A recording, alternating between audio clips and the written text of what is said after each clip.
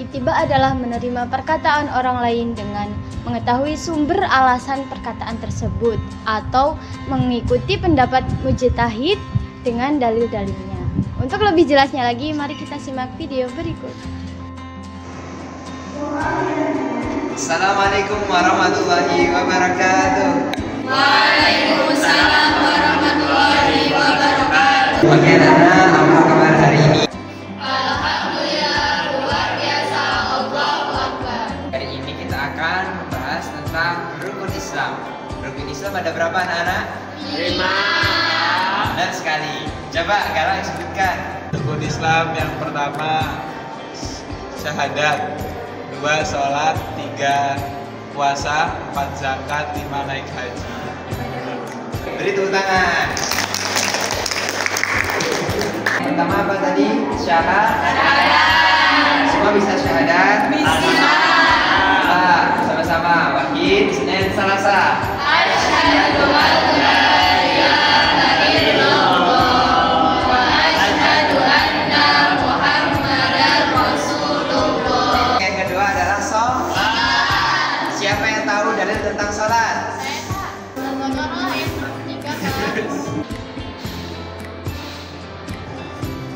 Oke anak-anak, ayo kita baca bareng-bareng.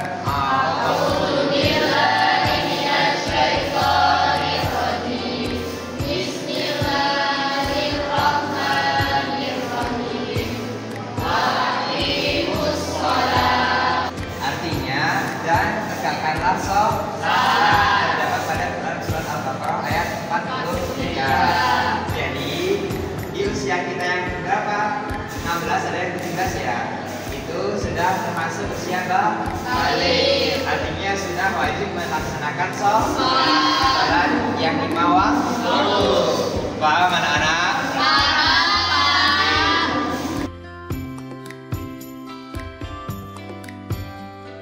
Rukun Islam yang ketiga apa?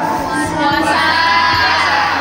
Dalilnya ada di Quran surat Al-Baqarah ayat 183. Siapa yang mau membaca?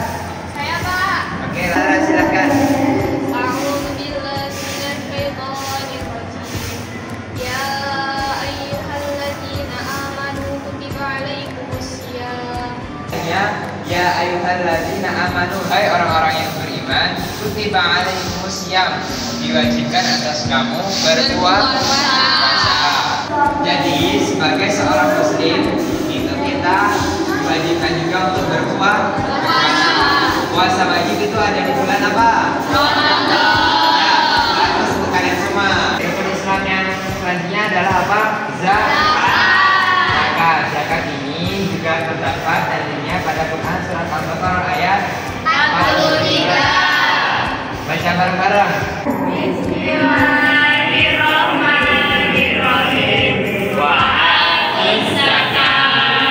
Dan tunaikanlah zakat. Saat bulan Ramadan, selain berpuasa, kita juga diwajibkan untuk menunaikan zakat. Siapa yang tahu ukuran zakat sapi itu berapa?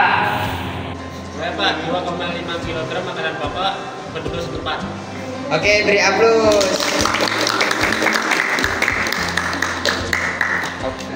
Yang terakhir adalah ibadah haji untuk kaum muslimin, muslimat yang mampu. Jadi kesimpulannya, rukun Islam yang sudah kita bahas pada hari ini itu juga ada dalilnya. Kita sudah tahu dalilnya, berarti kita sebagai umat Islam harus melaksanakannya. Karena semua ibadah yang tadi itu adalah hukumnya wajib. Oke, silahkan bersiap-siap untuk pulang.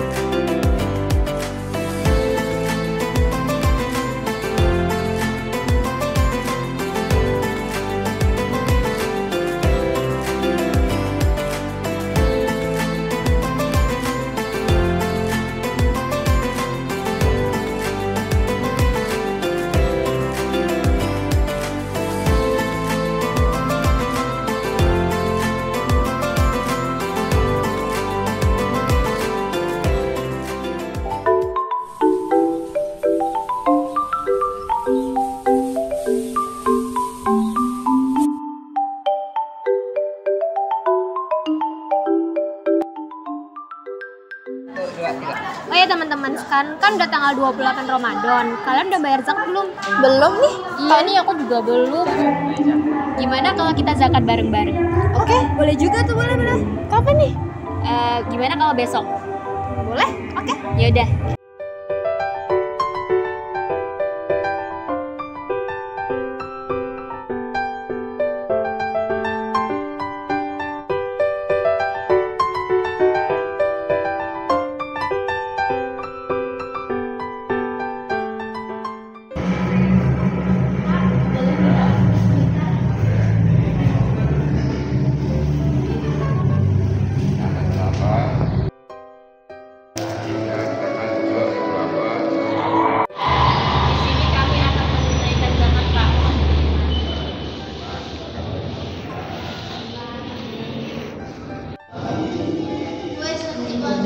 Ya, terima kasih Pak atas waktunya dan kami izin pamit. Terima kasih Pak.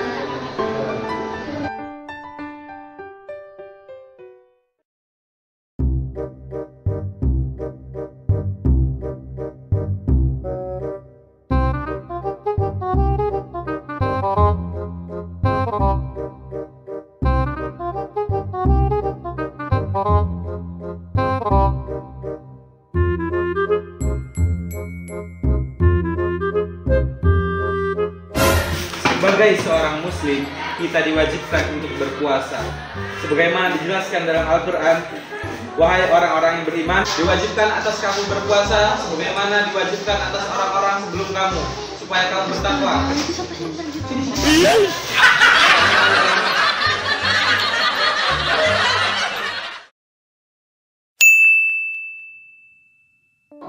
Salah satu istilah yang populer dalam usul fikih adalah taklid.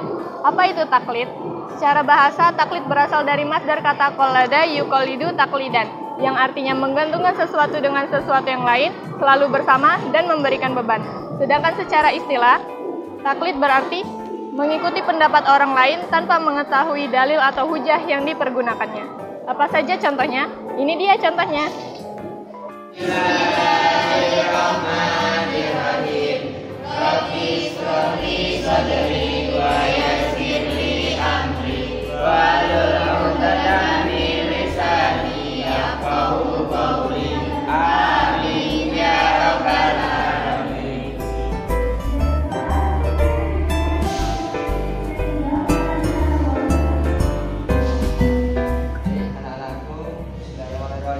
Assalamualaikum warahmatullahi wabarakatuh.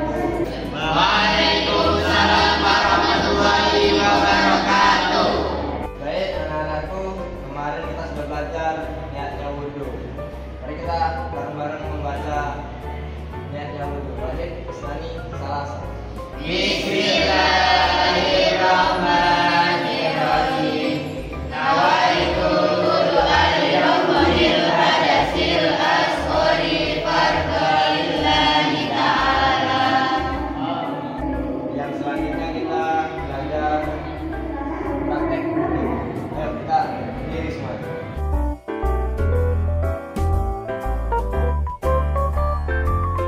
Baiklah, untuk pertama yaitu niat. Mari kita membaca sama-sama. Ayat Istani Salasa. Bismillahirrahmanirrahim. Nawaitul wudu'a lirrahmanil hadasil asghari fardalillahi ta'ala. Untuk yang kedua yaitu membasuh kedua telapak tangan. Ya, yang membasuh itu sela-sela jari harus apa? Basah. Bersih. Oh iya, Bersih ya. Itu dimulai dari sebelah tangan kanan. Yang terakhir di kanan kiri. Jadi kayak gini ya.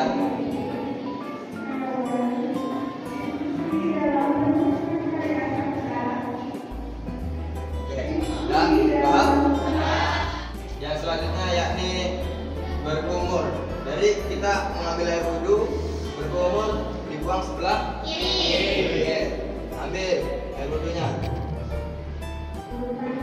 Nah, ambil lagi, buang sebanyak 3 kali. Selanjutnya yang ini membasuh hidung. Ya, kalau hidung itu kalau bisa diserot Dihirup. Sorry. Ambil air wudhunya, set. Dihirup, buang ke kiri. Sebanyak 3 kali. Selanjutnya, yakni membasuh wajah. Tahu wajah nggak? Enggak, perhatikan ya. Ikutin bapak. Kita ambil air wudhunya. Jadi jempol ini ke dagu bawah harus basah semua. Ya, bagian hidung kita ambil lagi. Set, kita basuh. Nah, ini kayak gini, kayak bentuk segitiga. Ini sela-sela hidung ini harus basah. Ya, ini. Kayak gini. Jangan kayak gini, nggak boleh. Nggak boleh.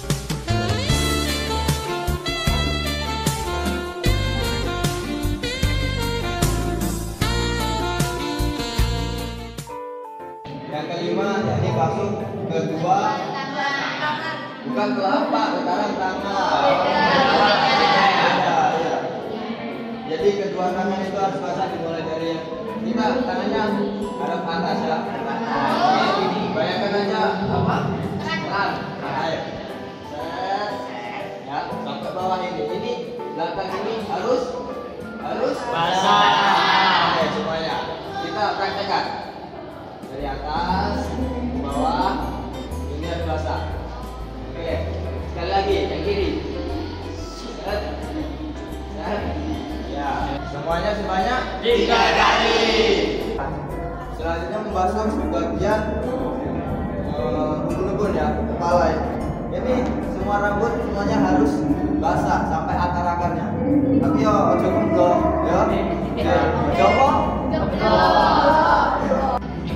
Yang selanjutnya itu membasuh telinga ya.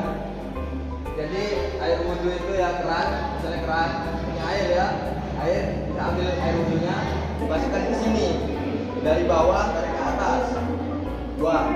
Gantian lagi sebelah kiri dari bawah tarik ke atas, buang ya. Sebanyak 3 kali. Yang terakhir, bukan terakhir, sebelum terakhir kita membasuh kaki. Kaki ini di sela-sela jari harus bersih, basah, ya, sampai apa? Mata kaki. Yang kirinya juga ya, sama.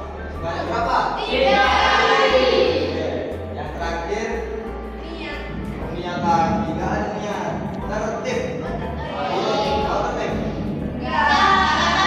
Harus turun. Jadi nggak boleh kaki dulu terus muka, sama saja menginjakmu. Nggak boleh ya. Jadi harus turut dari niat, terus kedua berkumur, ketiga hidung, keempat basuh muka, yang kelima tangan sampai siku ya. Yang keenam basuh sebagian kepala, dari ubun-ubun itu harus basah akar-akarnya. Jadi yang ke berapa? 7. Yang 7 itu membasuh kedua telinga. Telinga ini harus basah. Terus yang sebelum terakhir kaki. Yang terakhir kaki.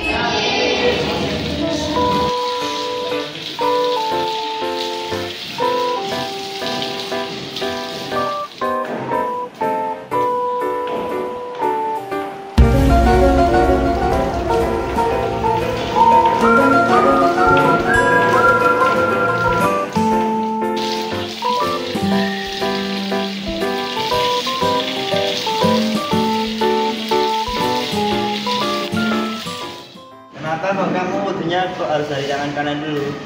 Kok nggak dari kiri dulu misalnya? Kok harus dari tangan kanan dulu? Kalau itu saya nggak tahu, kemarin soalnya guruku cuma ngajarin kalau berwudu itu dari kanan dulu baru ke kiri. Kalau alasannya saya nggak tahu. Gimana? Oh, kita sama yang bodoh ya? Gitu ya, biasa pakai kanan dulu baru kiri.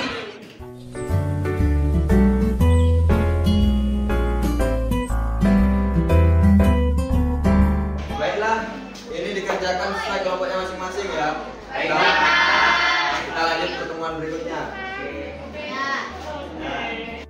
Baiklah, berhubung waktunya kita sudah habis, kita tutup pelajaran hari ini dengan bacaan hamdalah.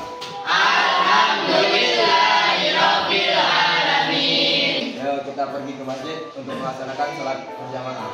Assalamualaikum warahmatullahi wabarakatuh. Waalaikumsalam warahmatullahi wabarakatuh. Tafadhol.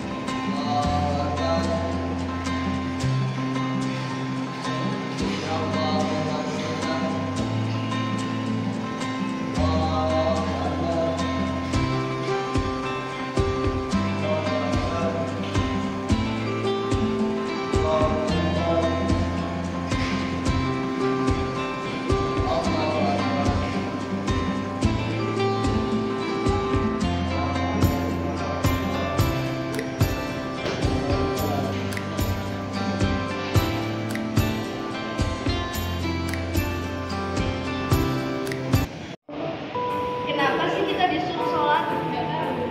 Ya kan kita cuma disuruh-suruh aja.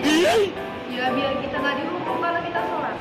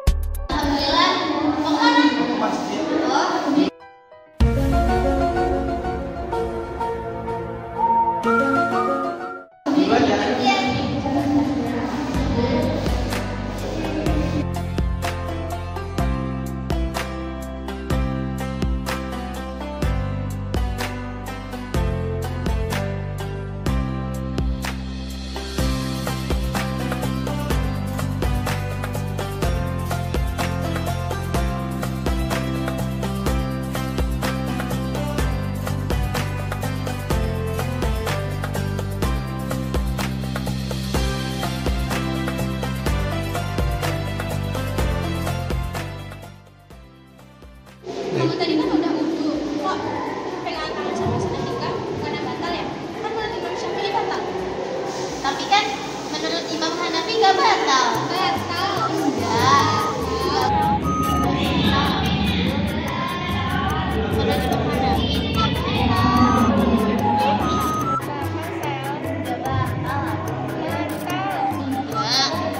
Nggak batal. Ada apa ini? Ada apa?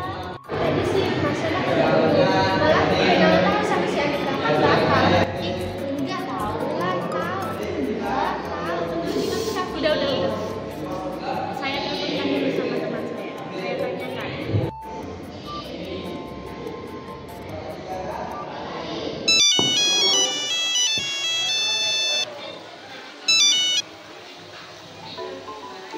Assalamualaikum. Gimana kabarnya semua? Alhamdulillah sehat. Kamu gimana? Alhamdulillah sehat. Ini aku mau nanya, boleh nggak? Nah, ini tadi teman aku nih habis wudu, terus saliman sama ini lawan jenis. Gimana itu? Batal nggak ya? Oh, itu talfik. Oh, talfik. Apa itu talfik? Jelaskan dong. Jadi pengertian talfik menurut bahasa yaitu lafaqo yulafiqu talfikon, yang artinya yaitu mengumpulkan atau menempelkan. Sedangkan menurut istilahnya yaitu kita itu beramal dalam suatu masalah menurut hukum yang merupakan gabungan dari dua mazhab atau lebih. sehingga masing-masing mazhab itu tidak mengakuinya. Jadi pengertian talfik intinya kita itu mencampurkan dua mazhab atau lebih. Paham ya? Contohnya. Nah, kalau contohnya itu kalau kita berwudu kita itu menggunakan mazhab Syafi'i. Nah, kalau sudah berwudu itu terus kita bersentuhan tangan menggunakan mazhab Hanafi. Lalu itu kan talfik itu jadi intinya itu mencampur baurkan dua mazhab menjadi satu bagian. Untuk hukumnya itu sebagian ulama ada yang mengatakan haram dan juga ada yang sebagian ulama mengatakan boleh. Boleh, karena apa? Karena satu, tidak ada nas Al-Quran atau hadis yang melarang talfik. Nah, dan yang kedua itu sebagian orang tidak bisa membedakan pendapat mazhab masing-masing, sehingga otomatis mereka akan melakukan talfik. Bila talfik diharamkan, maka mereka akan berdosa. Dan yang ketiga, Rasulullah jika diberi dua pilihan, beliau akan memilih perkara yang lebih mudah selagi itu tidak berdosa. Dan yang keempat, Allah menghendaki kemudahan. Yuridullahu bikumul yusra wala yuridu bikumul usra. Tapi ada loh sebagian ulama yang mengatakan haram karena dengan talfik atau mencampurkan dengan mazhab itu akan terciptanya pendapat ketiga. Berdasarkan pendapat yang paling kuat, talfik itu tidak terdapat satu sisi yang disepakati oleh para ulama. Nah, contoh persoalan membasuh kepala merupakan khilaf dan tidak ada hukum yang disepakati oleh para ulama, apakah seluruhnya atau sebagian saja. Jadi gitu. Jadi intinya talfik menggabungkan dua mazhab atau lebih sehingga masing-masing mazhab tersebut tidak mengakuinya. Jadi kira-kira begitu pengertian dari talfik. Paham kan? Oke, makasih ya Sukma. Assalamualaikum.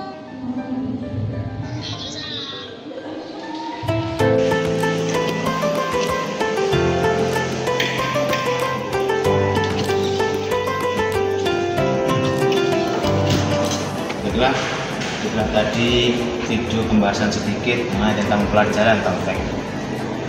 Dalam bertalfik, orang boleh saja bertalfik dengan 3 ketentuan. 1.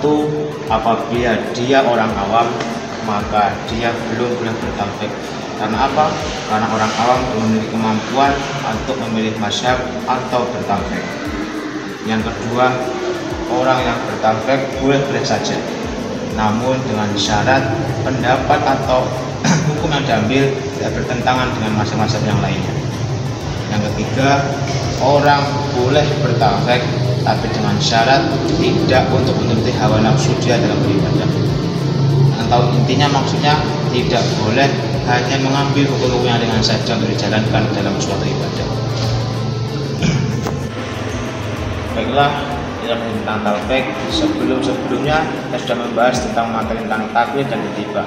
Saya ulangi lagi, taklid adalah kita mengikuti pendapat suatu orang, tapi kita tidak mengetahui mengapa kita mengikuti alasannya, atau apa yang dikatakan tersebut tidak memiliki alasan, kita mengikutinya. Tentang yang kedua, ittiba. Ittiba adalah menerima atau mengikuti suatu perkataan suatu orang, tetapi kita tahu alasannya pendapat tersebut. Jadi intinya perbedaan taklid dan ittiba adalah taklid kita tidak mengetahui alasannya dan ittiba kita mengetahui alasannya. Mungkin hanya itu yang bisa saya sampaikan. Saya Fajar Siddiq, kelas 12 agama 1.